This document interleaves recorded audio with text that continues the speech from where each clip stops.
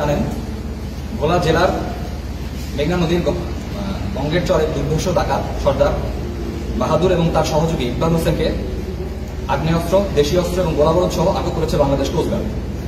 বেশ কিছুদিন ধরে ভোলা জেলার মেঘনা নদীর গঙ্গের চরে একটি সক্রিয় ডাকাত বাহিনী বিভিন্ন জেলেদের জিম্মি করে তাদের ডাকাতি কার্যক্রম পরিচালনা করে আসছে।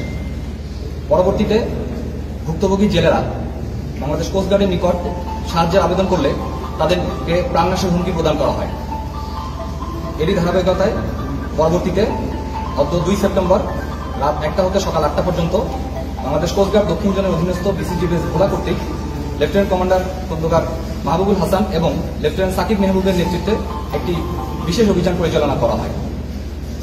অভিযানে ডাকাত দলের আবাসস্থল হতে ডাকাত সর্দার আলী আসগর বাহাদুর এবং তার সহযোগী ইকবাল হোসেনকে 3টি আগ্নেয়াস্ত্র, 15 রাউন্ড তাজা গোলা এবং 20টি দেশীয় অস্ত্র সহ অন্যান্য ডাকাতির সরঞ্জামাদি এবং 1,15,000 টাকা আটক করা হয়। আটককৃত সদস্যদ্বয় ভোলা জেলার সদর উপজেলার ধনিয়ার 7 নং ওয়ার্ডের এবং চরমংসা 6 নং ওয়ার্ডের বাসিন্দা। বর্তমানে তাদেরকে ভোলা সদর থানায় হস্তান্তরের প্রক্রিয়া চলমান রয়েছে।